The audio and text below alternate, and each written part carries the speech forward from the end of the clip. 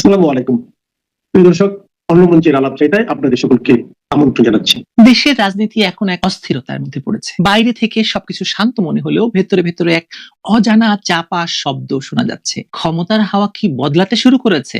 চলুন দেখে আসি। যারা এতদিন ক্ষমতার মঞ্চে দাঁড়িয়ে গলা উঁচু করে হুমকি দিচ্ছিলেন, আজ তাদেরই গলায় কেন কাঁপুনি?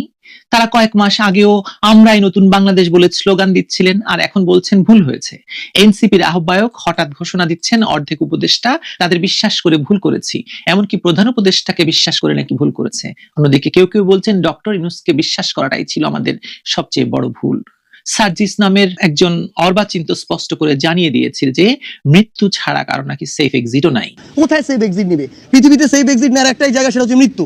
এর চেয়ে তো আর সেফ এক্সিট, এছাড়া কোনো সেফ এক্সিট নাই। আপনি পৃথিবীর যেই প্রান্তে চান সেখানেই বাংলাদেশের মানুষ আপনাকে ধরবে।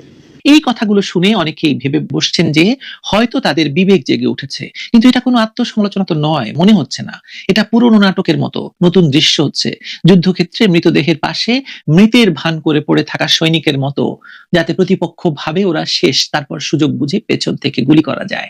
মানে এরকম একটা ভাব চলছে এনসিপির কর্মকাণ্ডে। এই ভুল করেছি নাটক আসলে ভয়ের মুখোশ, কারণ তারা বুঝে গেছে তাদের সময় ফুরিয়ে আসছে। আন্তর্জাতিক মঞ্চে একের পর এক খবর বেরোচ্ছে ইউনূসের সরকারের বিরুদ্ধে, অভিযোগ জমে পাহাড় হচ্ছে। জাতিসংঘের মানবাধিকার কাউন্সিলে বাংলাদেশের বর্তমান পরিস্থিতি নিয়ে যে প্রতিবেদন এসেছে তা তাদের জন্য দুঃস্বপ্নের মতো। কানাডা, বেলজিয়াম, ভারত, পোল্যান্ড, যুক্তরাজ্যের মানবাধিকার কর্মীরা একসঙ্গে বলছেন বাংলাদেশে এখন মানবাধিকার সংকট প্রবল হয়ে উঠেছে। বাংলাদেশ এখন মানবাধিকার সংকটের মধ্যে আছে। অধ্যাপক হাবিবে মিল্লাতের সম্প্রতি প্রকাশিত এক তথ্য অনুযায়ী ইন্টারিম সরকার, মানে এই ডক্টর ইউনূসের সরকার আসার পর থেকে 213 জন আওয়ামী লীগ কর্মীকে হত্যা করা হয়েছে, 600 জন গণপিটুনিতে মারা গেছে, বড় দিনে আগুন দেওয়া হয়েছে 17টি গির্জায়। ভাবুন, এই ঘটনাগুলো এক বছরের মধ্যে হয়েছে। আর হিন্দু ধর্মাবলম্বীদের মন্দির ভেঙে ফেলা, মূর্তি ভেঙে ফেলা তো অহরহ ঘটছে। এই অবস্থায় আন্তর্জাতিক মানবাধিকার সংস্থা হিউম্যান রাইটস ওয়াচ সম্প্রতি এক গভীর উদ্বেগজনক বিবৃতি দিয়েছে, যেটা পুরো পরিস্থিতি গা ছমছমে চিত্রটি পরিষ্কার করে দেয়। তারা বলেছে ইউনূস সরকার সন্ত্রাস বিরোধী আইন ব্যবহার করে আওয়ামী লীগকে সাময়িক নিষিদ্ধ ঘোষণা করেছে।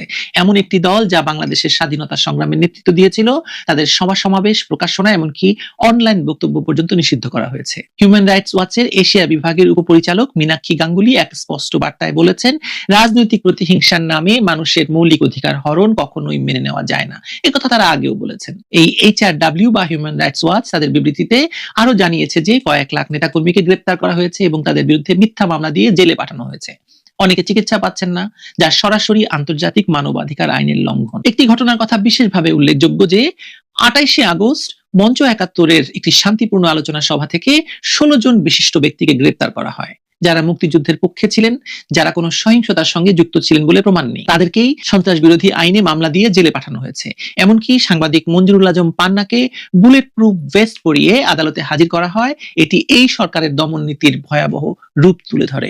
এর আগে থেকেই তো অসংখ্য সাংবাদিক বন্দী আছে এই সরকারের আমলে জেলখানায় বিনা বিচারে। মোজাম্মেল বাবু, ফারজানা রূপা, শ্যামল দত্ত, কত নাম বলবো বলুন। আইন ও সালিশ কেন্দ্র বলছে 2025 সালের জানুয়ারি থেকে অক্টোবর পর্যন্ত 152 জন মব সন্ত্রাসে নিহত হয়েছে। রাজনৈতিক সহিংসতা এখন এমন মাত্রায় পৌঁছেছে যে আওয়ামী লীগ কর্মীদের এখন দুটি অপশন, হয় জেলে যাও নাহলে মৃত্যুবরণ করো। বিদেশিরা এখন দেখছে শেখ হাসিনাকে সরিয়ে দিয়ে যে স্বপ্নের গণতন্ত্র বানাতে চেয়েছিল তা পরিণত হয়েছে ভয়াবহ বিশৃঙ্খলায়। যারা দেশ চালাচ্ছে তাদের হাতে এখন শুধু ভয় আর সহিংসতার অস্ত্র ছাড়া আর কিছু নেই। এই চাপের মধ্যে 3রা অক্টোবর দ্য টাইমস পত্রিকা খবর ছেপেছে, British MPs call for early and inclusive polls in Bangladesh. British পার্লামেন্টের কনজারভেটিভ এবং লেবার দুই দলের এমপিরাই বাংলাদেশের মানবাধিকার পরিস্থিতি নিয়ে তীব্র উদ্বেগ প্রকাশ করেছেন।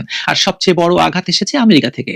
মার্কিন থিঙ্ক ট্যাঙ্ক আমেরিকান এন্টারপ্রাইজ ইনস্টিটিউটের সিনিয়র ফেলা মাইকেল রুবিন এক নিবন্ধে সরাসরি প্রেসিডেন্ট ট্রাম্পকে আহ্বান জানিয়েছেন ইউনূস সরকারের বিরুদ্ধে ব্যবস্থা নেওয়ার জন্য। রুবিন এই সরকারকে ধীরগতির অভ্যুত্থান বলে অভিহিত করেছেন, যা মুখে গণতন্ত্র বললেও আসলে এক ভয়ঙ্কর একতন্ত্র প্রতিষ্ঠা করেছেন ডক্টর ইউনূস এবং তার সন্ত্রাসের সঙ্গীরা। তিনি নির্দিষ্টভাবে 5টি সুপারিশ করেছেন। ইউনূসের উপর ব্যক্তিগত নিষেধাজ্ঞা, জামায়াতকে সন্ত্রাসী ঘোষণা, বাংলাদেশে ধর্মীয় নিপীড়নের পর্যবেক্ষণ শুরু এবং শেখ হাসিনাকে পুনরায় বৈধ নেতা হিসাবে স্বীকৃতি দেওয়া, অন্তর্ভুক্তিমূলক নির্বাচনের পথে আন্তর্জাতিক চাপ অব্যাহত রাখা। এইসব বার্তার কারণেই এখন সরকার খুব আতঙ্কে। একদিন যারা বল প্রয়োগ করে সবাইকে চুপ করিয়ে দিয়েছিল, আজ নিজেরাই একে অপরকে দোষারোপ করছে। হিউম্যান রাইটস ওয়াচ তাদের বিবৃতিতে বলেছেন, 2025 সালের জুলাইয়ে ইউনূস সরকার জাতিসংঘের সঙ্গে একটি মানবাধিকার সংক্রান্ত 3 বছরের সমঝোতা স্মারক স্বাক্ষর করলেও বাস্তবে এই সময়েই সবচেয়ে বেশি মানবাধিকার লঙ্ঘন ঘটেছে। এটি ইউনূস সরকারের বিশ্বাসঘাতকতা বা বিশ্বাসযোগ্যতাকে প্রশ্নবিদ্ধ করেছে। দেশের ভেতরেও তাদের ভয় আরো গভীর।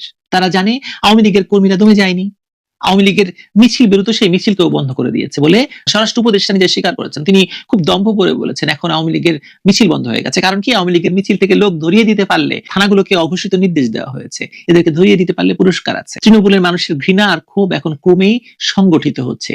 ইউনূসের প্রশাসনের হাতে যারা নির্যাতনের শিকার, তারা আজ প্রতিশোধ নয়, ন্যায় বিচার চাইছে। কিন্তু সেই ন্যায় বিচার আসবে বলেই এত ভয় এই ইউনূস সরকারের। যারা এতদিন রাজপথে ত্রাসের রাজত্ব চালিয়েছিল, তারাই এখন রাস্তায় বের হতে ভয় পায়। তারা জানে ক্ষমতা চিরস্থায়ী নয়। আজ তাদের চারপাশে কেবল সন্দেহ আর আতঙ্ক। তাদের মুখে হাসি আছে, কিন্তু চোখে নেই ঘুম। এই অবস্থায় ইউনূস নিজেও বোঝার চেষ্টা করছেন কোন পথে বেরোনো যায়, সেফ এক্সিট কোথায় পাওয়া যায়। কখনো তিনি শেখ হাসিনার কথা বলছেন, যে কোনো সময় আওয়ামী লীগের কার্যক্রম সচল হতে পারে।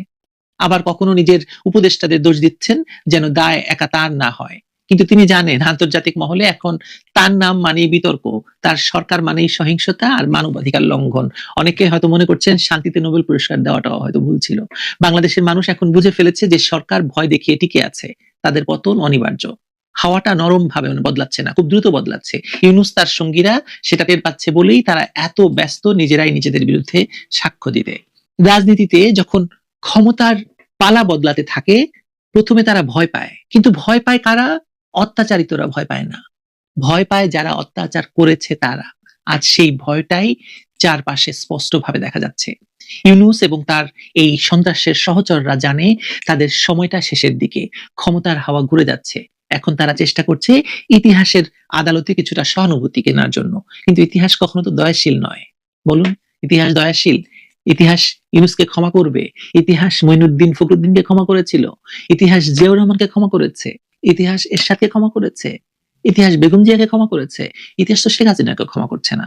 তাহলে ডক্টর ইউনূসকে কেন ক্ষমা করবে?